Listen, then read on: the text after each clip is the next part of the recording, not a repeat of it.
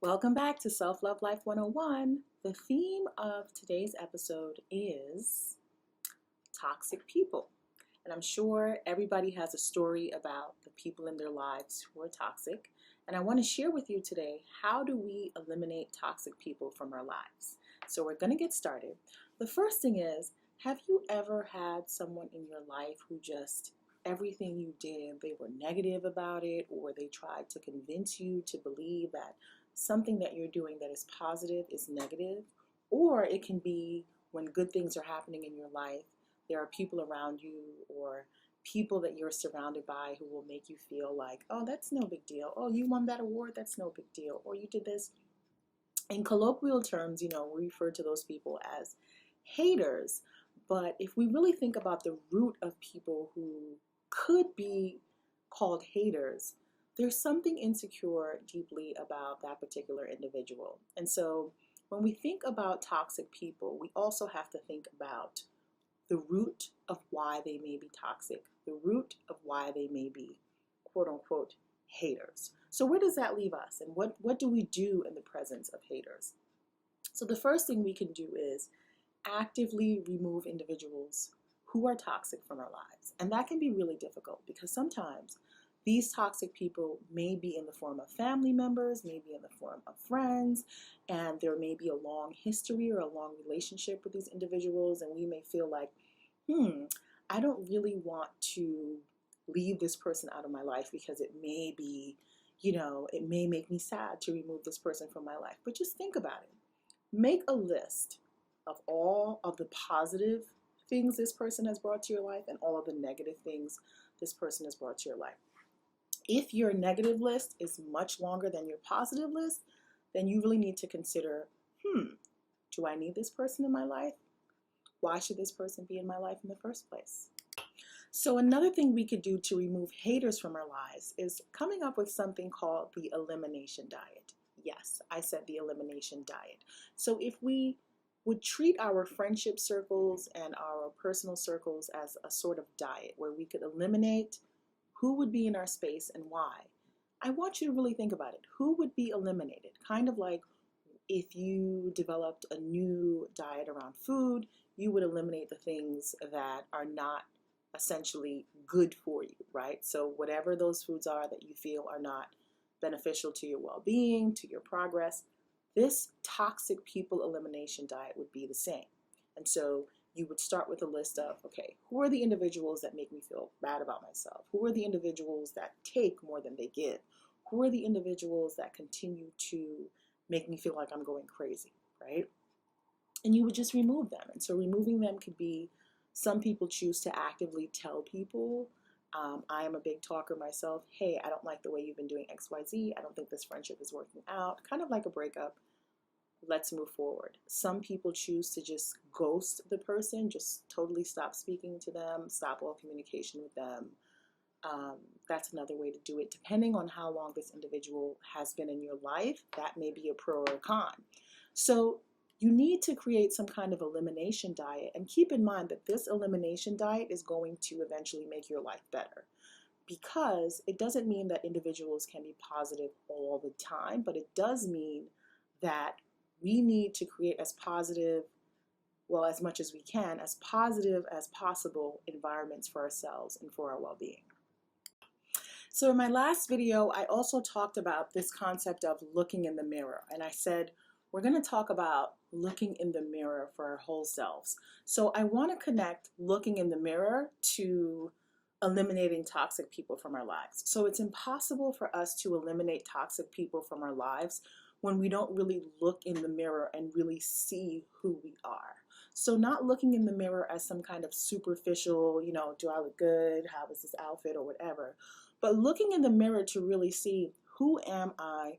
Who do I allow into my space and why? So for example, me. Naturally, I'm a very friendly person. I like people. I'm a people person. But I've had to learn over time that I can't let everyone into my space. And that's been a hard lesson for me because I really love people. And the older I get, the more I've also grown to dislike people because of how hard it is to trust people, how hard it is to trust people's intentions. And so trust is at the root of that, but also just the complexity of human nature and the complexity of human behavior. And I think accepting the complexities within ourselves and the complexity within others requires us to really look in the mirror and connecting that to what are some parts of myself that may be toxic, that is attracting and inviting toxic people into my life? How can I remove the toxic aspects of myself so that I can actively remove those toxic people from my life?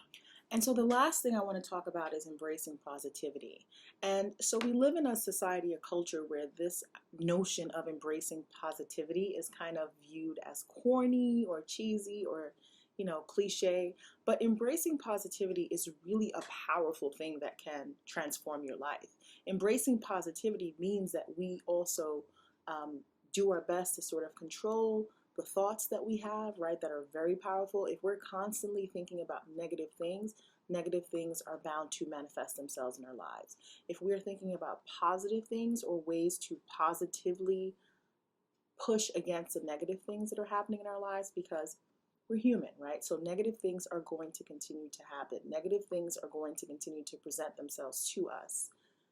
We can choose how we react to those things. We can counter those things with acts of positivity, with acts of saying, okay, this horrible situation happened. What can I do to push back? What can I do to change this reality?